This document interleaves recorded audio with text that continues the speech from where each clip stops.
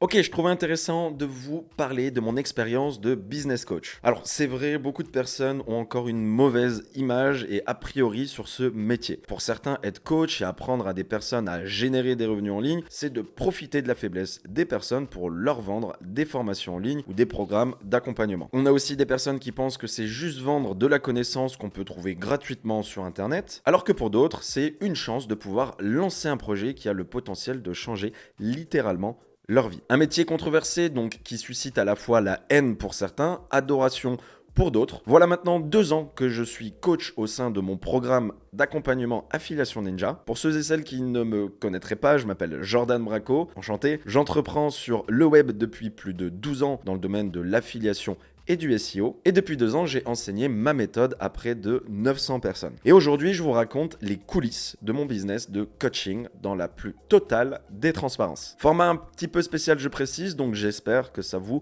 plaira. N'hésitez pas donc à commenter, à liker et à vous abonner sur cette chaîne YouTube. Alors, avant d'être coach, j'étais déjà affilié, je faisais déjà du SEO. Ce qu'il faut savoir, c'est que je me suis expertisé dans le SEO et l'affiliation, mais j'ai tout aussi bien fait du dropshipping, j'ai fait du POD, donc ce qu'on appelle Print on Demand. Et ça, je l'ai fait depuis l'âge de mes 15 ans, où j'ai créé mon premier site, j'ai eu mes premières commissions sur l'affiliation. Donc voilà, j'ai fait pas mal de choses avant, et j'ai aussi investi dans l'immobilier, dans les cryptos, mais je me suis vraiment spécialisé dans l'affiliation et le SEO. C'est pour ça que j'ai décidé d'ailleurs de lancer le programme Affiliation Ninja. Alors, je vais casser le cliché du coach altruiste et bienveillant, mais tout le monde fait ça pour l'argent. Ou si c'est pas pour l'argent, c'est pour au moins la reconnaissance qui, derrière, attire forcément l'argent. Alors la question c'est de savoir, est-ce que vous passeriez 6 mois à travailler comme un acharné si derrière ça ne vous rapportait rien? Alors très clairement, je fais pas ça que pour l'argent, ça n'a pas été ma raison principale. Ce qui me motive tous les jours, c'est de voir des élèves qui réussissent grâce à une méthode que j'ai créée et que j'enseigne. C'est extrêmement, vraiment satisfaisant de voir des gens heureux quand on sait qu'on a apporté notre pierre à l'édifice. J'avais aussi des sites d'affiliation où je donnais des avis sur différents coachs et formateurs en ligne et j'avais parfois accès aussi à certaines de formations et j'ai réalisé que le niveau dans certains domaines pédagogiques de formation n'était pas super élevé et je me suis dit j'aurais peut-être ma place à avoir là-dedans pour enseigner à des personnes. J'ai beaucoup de personnes, que ce soit dans le perso ou dans le pro, qui me demandaient des conseils, qui me posaient des questions généralement stratégiques sur leur business. Ça pouvait être tout aussi bien dans le dropshipping, affiliation SEO, et j'avais très souvent en tout cas une réponse, ou en tout cas je pouvais les guider vers une réponse ou une solution, et je me suis dit pourquoi pas enseigner à des personnes, professionnelles ou particuliers, tout ce qui se passe là-dedans, et du coup je me suis lancé. Donc ça a été un côté où je me suis dit je pense que j'ai ma place dedans parce que le niveau n'était pas incroyable de mon point de vue. J'ai beaucoup de personnes qui me sollicitaient et j'ai décidé au bout d'un moment de me lancer après plusieurs réflexions, et puis c'est là où je suis devenu coach. Alors ça rejoint un petit peu la question avant, je voyais des formateurs en ligne, coach, soit complètement véreux, soit extrêmement nuls. Vraiment. Alors j'ai voulu apporter quelque chose de plus sérieux, un vrai programme d'accompagnement, des vraies stratégies, une vraie méthode et pas un bullshit de vendeur de tapis qui se dit expert dans ce domaine alors que ça fait 3 mois qu'elle connaît ce domaine-là bien spécifique. Et le point qui est très intéressant aussi dans la question, c'est coach et non formateur. Donc j'ai pas voulu lancer juste une formation en ligne. Il y a de très bonnes formations en ligne, hein, mais je voulais vraiment plus avoir le côté coach où j'allais coacher des personnes ou des groupes de personnes et surtout le côté accompagnement. C'est-à-dire, c'est pas tiens, tu as accès à un programme, entre guillemets, démarre de toi et avance par toi-même. Je voulais vraiment qu'il y ait le côté programme et le côté aussi accompagnement où on accompagne tout simplement les élèves à avancer plus vite dans, entre autres, l'affiliation et le référencement web. Alors, je me suis pas lancé plus tôt, tout simplement parce que je pense que j'ai eu une... Alors, ça s'est passé en plusieurs étapes. J'ai dû avoir une part d'analyse où j'analysais un petit peu les autres formateurs, coachs qu'il y avait en ligne. Je regardais la qualité des programmes, ce qu'ils proposaient, comment ils travaillaient, etc. Et je pense qu'en deuxième temps, c'était le moment où je me suis dit, ok, ouais, j'ai peut-être ma place à devenir formateur, mais Pas sûr. Est-ce que je suis assez bon? Est-ce que si on me pose une question, je vais savoir répondre à cette question-là? Est-ce que je suis légitime à devenir coach, à devenir formateur, à faire des formations, à faire des vidéos, à expliquer à des gens voilà ce que je fais? Donc on peut très clairement dire qu'il y avait ce petit syndrome de l'imposteur où on se dit non, je suis pas assez bon, il y a mieux que moi, etc. Donc je pense que c'est pour ça que je me suis pas lancé plus tôt. Il y a aussi le fait que j'ai pas voulu arriver comme ça du jour au lendemain et dire ok, je sors ça. Donc il y a une préparation sur le programme, comment j'allais faire le programme, qu'est-ce que j'allais proposer, qu'est-ce qu'il allait avoir dans le programme, comment j'allais accompagner les élèves, sur combien de temps. Donc tout ce côté-là, plus après le côté, ce que je suis en train de faire avec vous, le côté caméra. Donc j'ai une autre chaîne YouTube à l'époque que j'avais fait un petit peu pour moi perso et la famille, les amis, etc. Où je suis parti vloguer aux États-Unis pendant 2 mois. Je suis parti tout seul et tous les jours j'avais ma caméra en main.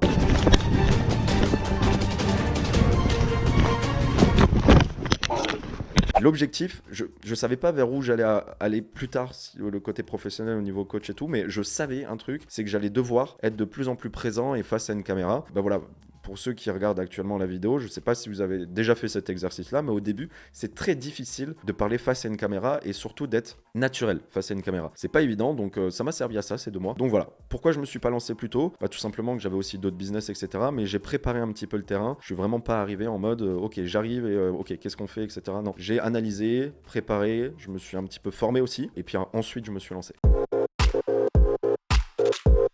Affiliation Ninja, au début, j'avais pas d'associé, j'avais pas d'employé, j'ai vraiment tout fait tout seul. C'est-à-dire préparer mon offre, trouver mon avatar. Un avatar, c'est tout simplement les personnes que je souhaitais avoir dans le programme d'Affiliation Ninja, les personnes que je voulais, les personnes que je voulais pas. Que mon objectif, c'était pas de vendre à tout prix dans Affiliation Ninja, c'était de vendre et d'avoir en tout cas des élèves qui sont intéressés et qui sont intéressants aussi. C'est-à-dire que je ne suis pas un vendeur de tapis ou absolument quelqu'un qui va me tendre des billets et qui va me dire coach moi. Si derrière la personne elle a une mentalité à la con ou c'est un monsieur je sais tout ou qu'est-ce, c'est déjà vu refuser en fait l'entrée d'Affiliation Ninja. Voilà, c'est quelque chose qui était important. Donc je faisais vraiment tout, la publicité, le référencement en tout cas au début. Et puis après ça a pas mal évolué et pas mal changé.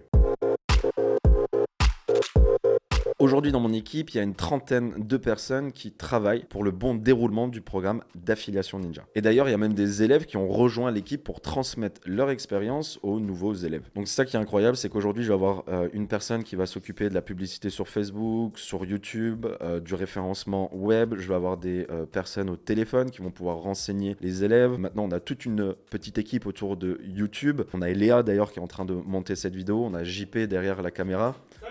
qui check que tout se passe bien. Et on a beaucoup de monde. Je vais certainement oublier du monde. Guillaume qui nous a aidé à la réalisation de cette vidéo. Donc dans Affiliation Ninja et je mets aussi YouTube parce que ça va avec pour moi. On est une trentaine de personnes sans compter forcément les stagiaires aussi qu'on a de temps en temps. Et là je sais en décembre on a 7 nouveaux stagiaires qui arrivent ce mois-ci. Donc voilà, on est une belle petite équipe avec un très bon mindset et des valeurs surtout en interne et aussi énormément en externe pour nos élèves tout simplement.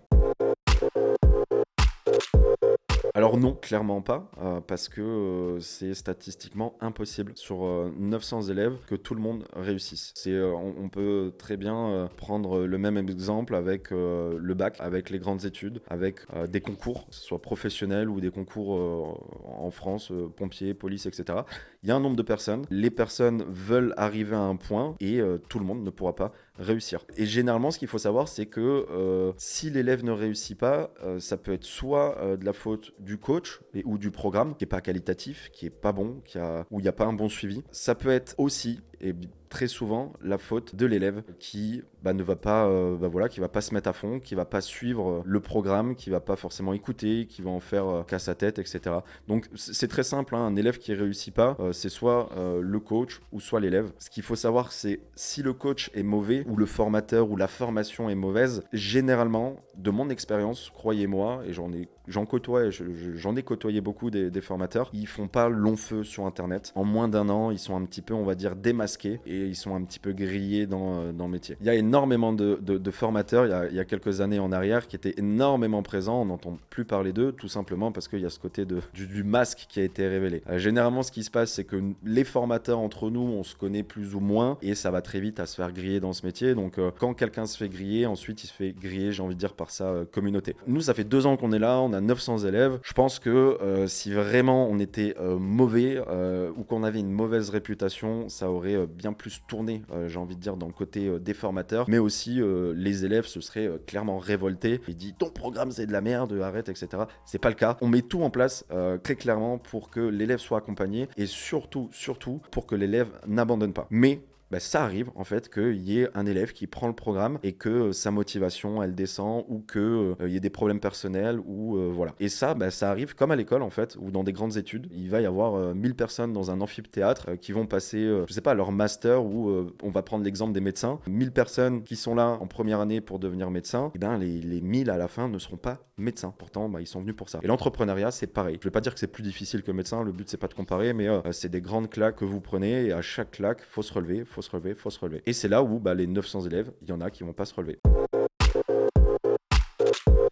Alors déjà, ce qu'il faut savoir, avant de recruter des élèves avec mon équipe, on va vérifier que la personne est bien motivée. Ça passe par un formulaire d'entrée, puis un appel stratégique pour comprendre les motivations et les besoins du candidat, avant de décider si oui ou non il peut rentrer dans le programme Affiliation Ninja. Alors là, je reviens sur ce que j'ai dit un peu plus tôt dans la vidéo. On a déjà eu des personnes au téléphone qui avaient de l'investissement financier, de l'investissement en temps pour venir dans le programme, mais qui avaient un mindset vraiment pas ouf où on savait que cette personne-là allait potentiellement pouvoir poser des problèmes dans la communauté parce que mauvais comportement du monsieur je sais tout, enfin voilà, on sentait le mauvais comportement et on n'acceptait pas cette personne. Donc une fois qu'ils sont dans le programme, j'ai mis en place en fait un système complet d'accompagnement. Alors pour faire rapide, les élèves ils ont un accès à un support, ils peuvent poser toutes leurs questions qu'ils veulent. Toutes les semaines, il y a des coachings de groupe et ils ont aussi un accès à Discord, un groupe Facebook et un accès gratuit à mon propre réseau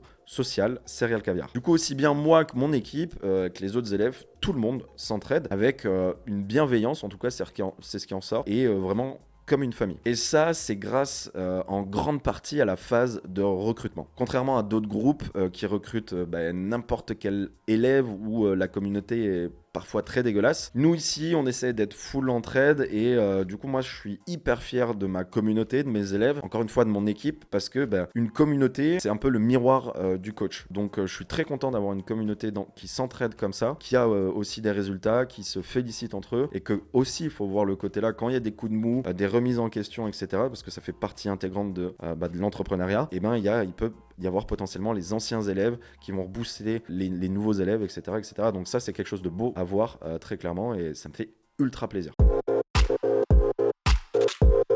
Donc non, on ne peut pas garantir la réussite, mais c'est impossible en fait. C'est-à-dire que si y a un formateur ou un coach qui vous dit viens dans mon programme et je te garantis que tu vas réussir, waouh, il se tire une balle dans le pied. Je peux pas garantir tout simplement parce que je suis pas responsable de l'élève. C'est-à-dire que je peux garantir par contre que ce que je veux lui proposer dans le programme et ce qu'il va voir dans le programme et comment il va être accompagné, je peux garantir un bon accompagnement, de bonnes stratégies, une bonne pédagogie. Par contre, je peux pas garantir qu'il va réussir. Parce que si demain je garantis ça à quelqu'un et que il bosse pas comme il faut, il travaille tout simplement pas ou il se démotive ou je sais pas, il va se dire moi tu m'as garanti que ça allait fonctionner. Donc non, on peut pas garantir à un élève la réussite ou le gain d'argent ou peu importe, on peut pas garantir. Ce qu'il faut savoir dans Affiliation Ninja, c'est qu'on met en garde vraiment sur le côté où oui, on peut gagner énormément d'argent sur internet. Par contre, attention, gagner beaucoup d'argent, ça veut dire qu'il faut quand même se former, il faut quand même bosser. On se cache pas du fait que faut bosser, faut se former et ensuite bosser. Il y a énormément de boulot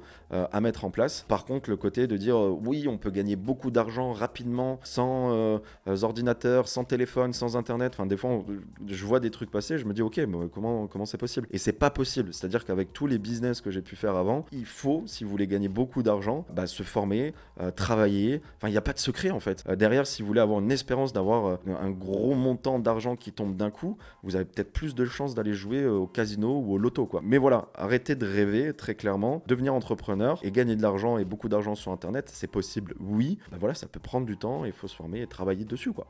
Faut travailler, faut aller au charbon. Ce qui est très important sur la réussite de nos élèves, c'est pas de se dire ah tiens, il est démotivé, on s'en fout, c'est pas grave, on le laisse de côté. On met tout en place dans Affiliation Ninja justement pour que les élèves ne soient pas perdus ou mis sur le côté et en attente, voilà. Dans Affiliation Ninja, au début quand on arrive, il va y avoir un petit côté mindset. Je suis pas coach mindset, mais il y a quand même un petit côté où va falloir revoir les méthodes de travail, le côté peut-être un petit peu perso, le côté pro. Je forme pas des élèves à faire de l'affiliation et faire du SEO. C'est-à-dire que je forme des futurs entrepreneurs, donc il faut qu'ils réfléchissent en tant que tels. Le côté de la réussite du coup de l'élève va aussi dépendre de nous, bien évidemment. Donc c'est pour ça, dès le début, quand ils rentrent aussi dans le programme, ils vont avoir une validation de niche. Alors, validation de niche, c'est quoi? C'est tout simplement avant de partir droit dans le mur ou sur le terrain, on a une équipe qui va valider leurs idées de site. Ils vont dire, ah tiens, j'ai eu 3 idées de site, celui-ci, celui-ci, celui-ci. Qu'est-ce que vous en pensez? Eh bien nous, on va donner un feu vert. Généralement, ce qu'on fait, c'est qu'il y a des étapes, on donne un feu vert sur, ok, ici tu peux y aller, vas-y, ça pourrait être pas mal, donc let's go. On a les coachings, comme je disais tout à l'heure, donc forcément, ils peuvent poser leurs questions. Le fait d'avoir le groupe Facebook, ça aide aussi. Et on a voilà, toute une série vraiment d'accompagnement pour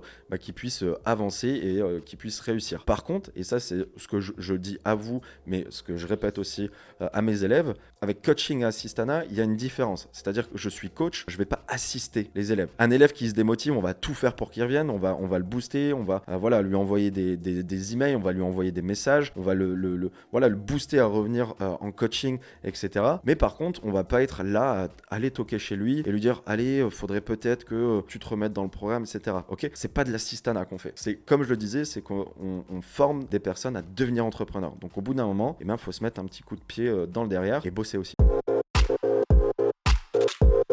Alors non, en soi, on n'a pas eu de déception due au programme. On a des élèves, comme je le disais tout à l'heure, qui ont abandonné. On a eu aussi des élèves qui ont abandonné, mais qui sont revenus après un petit peu en force. Mais j'ai pas eu d'élèves qui m'ont dit c'est de la merde ton programme, c'est de la merde ton accompagnement, etc. On fait gaffe à un truc, c'est que depuis 2 ans qu'on a créé le programme, c'est que dès qu'on a des suggestions, que ça soit en interne ou que ça soit en externe avec les élèves, etc., eh ben on va améliorer en fait le programme. C'est-à-dire que si on remarque, je vais donner un exemple, et qu'à un endroit du programme, on reçoit plusieurs emails ou plusieurs tickets support ou au coaching, les coachings qu'on fait, il y a souvent les mêmes questions qui sont reposées. On va se dire, ok, là on pointe du doigt un problème, il faut soit qu'on fasse une vidéo, soit qu'il y a un éclaircissement, et il faut qu'on améliore le programme. Donc vu qu'on est constamment en train d'améliorer le programme, on n'a pas eu un élève qui nous a dit j'arrête le programme, c'est de la merde. On n'en a pas eu. Des élèves qui ont abandonné, des élèves qui ont dû un petit peu stopper aussi. Il y a les côtés un peu perso, des fois où il y en a qui doivent arrêter ou mettre en pause. Oui, on en a eu très clairement. Mais voilà, on a très sincèrement pas eu de personnes qui ont dit c'est de la merde.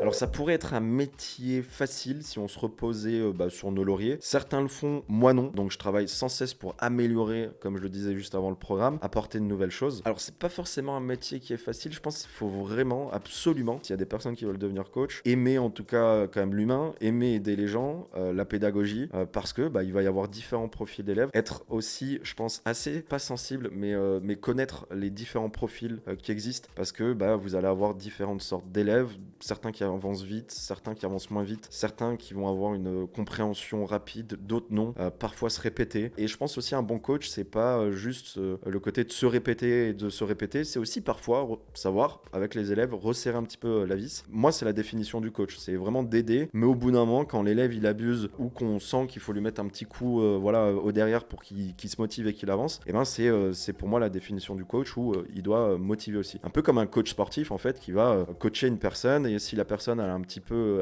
la flemme de faire son sport de la journée, le coach il va arriver, il va lui dire voilà, maintenant allez hop, tu bouges, tu fais tes pompes, tu fais ta série, tu verras après, tu vas prendre ta douche et tu seras mieux et tu seras content d'avoir fait cette séance. C'est pareil, voilà, un bon coach c'est ça. Je dirais que le métier en soi peut être facile, on peut avoir des facilités à le faire. Par contre, ce qui est un peu moins, on va dire facile, c'est le côté des personnes qui ne connaissent pas le domaine, c'est-à-dire le côté affiliation, le côté entrepreneuriat, business, qui vont très vite juger en fait le côté encore un vendeur de rêve, qui vont dire gagner de l'argent sur internet c'est possible, ou qui vont dire il vend des programmes parce que ça marche pas, ou ça marche pas, ou pourquoi il vend des programmes si ça fonctionne. Enfin, c'est généralement les questions qui reviennent souvent et qui sont assez marrantes. Et du coup c'est le métier de coach peut être assez facile si vous avez des facilités. C'est plus le domaine en soi qui peut être un peu plus je vais pas dire compliqué, mais vous allez avoir de temps en temps des haters qui vont rien comprendre à la vie, qui vont juger sans aller chercher des informations au préalable. Des tonnes. J'ai des tonnes de difficultés en fait, et les difficultés, il y en a plein.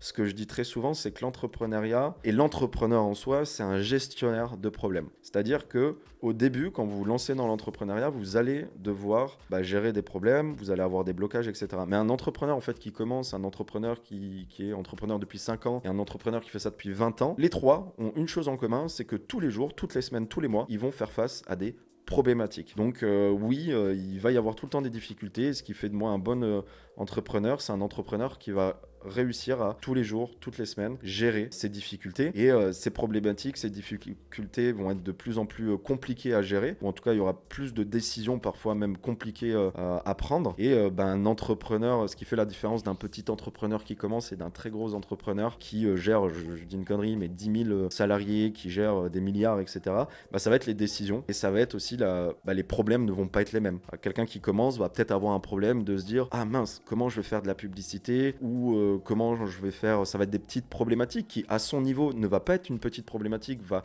être un mur pour ce petit entrepreneur qui commence. Mais le grand entrepreneur qui fait des milliards, qui a 10 000 employés, etc., ça va être des problématiques qui peuvent être beaucoup plus complexes, où en une décision ou en un choix, il peut perdre des millions en 1 heure, par exemple. Voilà. On n'est plus dans le même game, mais ça revient un petit peu au même. Donc moi au début, ce qu'il faut savoir, c'est que j'avais ce côté de me dire putain, à chaque fois j'ai des problèmes, ça va me saouler, il n'y aura pas une journée, une semaine où qui va bien se passer. Et après j'ai réalisé tout simplement où je me suis dit ouais, en fait des problèmes, je vais en avoir tout le temps. Je vais en avoir tout le temps, que ça soit dans les projets, dans le boulot, avec les sites, donc du côté technique, mais aussi avec potentiellement des prestataires, des employés, etc. Il y a tout le temps des problèmes. Et à partir du moment où vous comprenez que vous allez tout le temps avoir des problèmes et que votre rôle, c'est de solutionner ces problèmes, et vous avez compris que vous êtes entrepreneur et c'est quoi le métier d'entrepreneur. Ma stratégie, ça a été de regarder un petit peu ce que faisaient les autres. Alors sur le côté, je vais être un peu vache, mais sur le côté qualité du programme à apporter et ce que je vais apporter, très sincèrement, ça n'a pas été compliqué. C'est-à-dire que je voyais dans mon domaine d'autres coachs ou même des personnes qui n'étaient pas forcément dans mon domaine, le niveau qu'ils avaient, et j'aime pas dire ça parce que ça paraît un petit peu égocentrique, mais je voyais très vite que je pouvais avoir un niveau assez au-dessus. C'est pas un niveau au-dessus, mais j'avais des facilités en tout cas à expliquer ce que je savais et à transmettre aussi. Une de mes stratégies, ça a été de me dire ok, très clairement, je vais arriver et je vais faire mieux que les autres. Donc là, c'était un peu stratégie, un peu ma détermination, un peu le côté bélier, on va dire, que j'ai. Je me suis dit, j'arrive et je vais être meilleur que tout le monde. Et c'est bien d'un côté parce que je voulais avoir le meilleur programme, je voulais avoir les meilleurs élèves, je voulais avoir ma meilleure communauté. Voilà, je voulais que tout soit parfait et que quand on dit affiliation, on pense à Jordan et c'est nickel et c'est cool et ça se passe bien, etc., etc. Le point que je me suis dit et qui rejoint une des autres questions, c'est ma stratégie, ça a été d'être naturel, de pas jouer un rôle parce que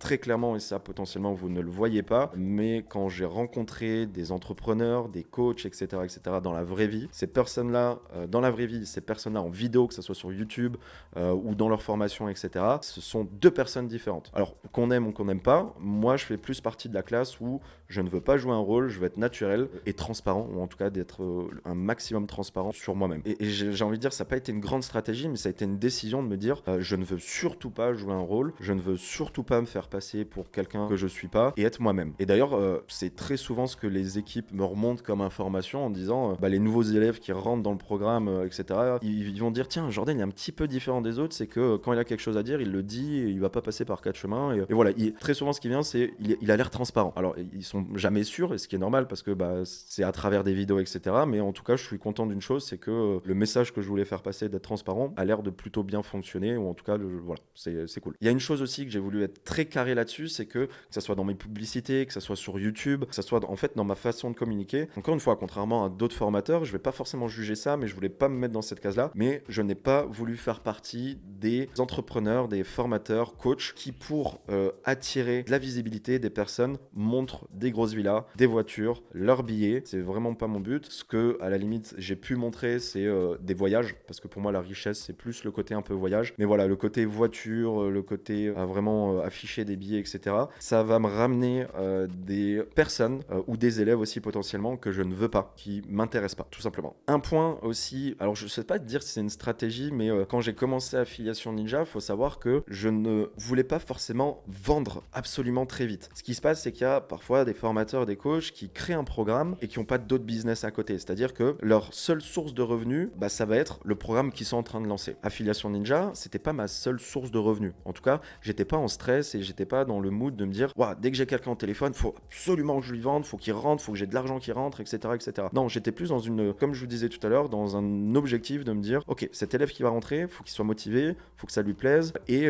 bien évidemment, si il veut investir et qu'il a les fonds pour investir financièrement et qu'il a le temps aussi, parce que ça fait partie de ça, hein, c'est des questions qu'on demande, c'est et financier et l'investissement en temps, et dans ce cas-là, il rentre. Donc j'avais pas ce côté-là où quand je suis arrivé avec Affiliation Ninja, où j'avais pas d'autres business à côté, c'est-à-dire que je n'étais pas en stress de me dire, faut absolument que je rentre de l'argent, faut absolument qu'il y ait un élève qui arrive. Bref, tout simplement, j'étais pas un vendeur de tapis et me dire, tiens, je vais marchander, faut qu'il y ait quelqu'un qui rentre et tout. Donc ça, c'était quelque chose de très important parce que moi, j'avais pas de stress à vendre ou non mon programme. Et ce qu'il faut savoir, c'est qu'au début, je limitais même le nombre d'élèves dans le programme pour garantir en fait la qualité du programme et l'avancée, la bonne avancée des élèves que j'avais dans le programme. Et aujourd'hui, je vous le redis, mais on ne rentre pas comme ça dans Affiliation Ninja, on va poser des questions et on doit s'assurer, nous et l'équipe doit s'assurer que la personne va être motivée, qu'elle va pas lâcher au bout d'une semaine, qu'elle a assez d'heures aussi pour travailler. Quelqu'un qui va nous dire, oui, moi j'ai une demi-heure ou j'ai 1 heure par semaine pour travailler sur le projet, qui va nous dire, je veux gagner 20 000 euros par mois avec l'affiliation, mais j'ai 1 heure et j'ai 5 euros à investir là-dedans, comprenez bien qu'on va lui dire non. Et même si par contre une personne nous dit, moi j'ai 6 000 euros à investir dans mon projet, par contre j'ai qu'1 heure par semaine, cette personne, on pourrait la faire rentrer, on pourrait nous la ramener dans le programme, mais on ne le fera pas parce qu'on lui indiquera que 1 heure par semaine, c'est trop light. Et ce qui se passe, que si on fait rentrer cette personne-là, qu'on dit oui, viens, t'inquiète, tiens, je te vends ce tapis-là, et viens dans Affiliation Ninja, on est bien. Si la personne a qu'1 heure, elle va avoir 1 heure pour apprendre le programme, elle va avoir 1 heure au final toujours par semaine pour mettre en pratique ce qu'elle a appris, et elle va mettre beaucoup de temps à avoir des résultats. Et du coup, si elle n'a pas des résultats, elle va peut-être se dire, ah, c'est de votre faute, alors que non, ça viendra tout simplement du fait qu'elle n'a pas de temps. Voilà, c'était un peu une parenthèse longue, mais c'est très important de comprendre ça. Alors non, je joue pas un rôle et c'est cool qu'il y ait cette question-là. Faut savoir que je ne connaissais pas les questions qui allaient arriver. Je ne joue pas un rôle, j'ai répondu à la question juste avant. Si je joue un rôle, c'est sur YouTube et potentiellement c'est des anciennes vidéos que j'ai tournées où je jouais en effet des rôles de plusieurs personnages. Mais sinon, voilà, Affiliation Ninja ou YouTube, quand je vous parle là comme ça, je ne joue pas de rôle. Alors la réaction face aux premiers haters, honnêtement c'est jamais trop facile parce que c'est les premières fois, hein. Il y a des premières fois entre guillemets à tout. Ça me saoulait parce que ce côté-là où ce que je vous disais, où ouais, je vais arriver, mon programme, je veux que ça soit le meilleur, je veux que j'ai les meilleurs élèves, je veux avoir la meilleure communauté, je veux que tout le monde soit content, etc. Forcément, quand t'as un haters, qui en plus, le haters, généralement, c'est pas des gens, c'est de la communauté, c'est pas des élèves. Donc, c'est des personnes qui vous connaissent pas, qui arrivent et qui vont vous dire encore un formateur arnaqueur ou son programme, c'est de la merde ou c'est une arnaque. En fait, ça fout la rage parce que tu te dis tout le taf que t'as fait dans ton programme, les heures que t'as passées, les nuits blanches que t'as fait, et surtout, t'as une équipe, que t'as une personne qui dit c'est de l'arnaque ou c'est de la merde. C'est pas moi forcément que ça va blesser, mais je me dis putain, tout le monde qui est autour et les heures qu'on travaille là-dessus, cette personne insulte tout le monde. Et puis bon, après je me suis dit alors faut savoir qu'au début j'allais un petit peu discuter avec ces haters là pour comprendre. Je me dis mais putain, pourquoi ils sont aussi cons que ça en fait, pourquoi ils jugent comme ça, pourquoi c'est des moutons et pourquoi ils arrivent et ils vont dire c'est de la merde, c'est un escroc, c'est ci, c'est ça marche pas, etc.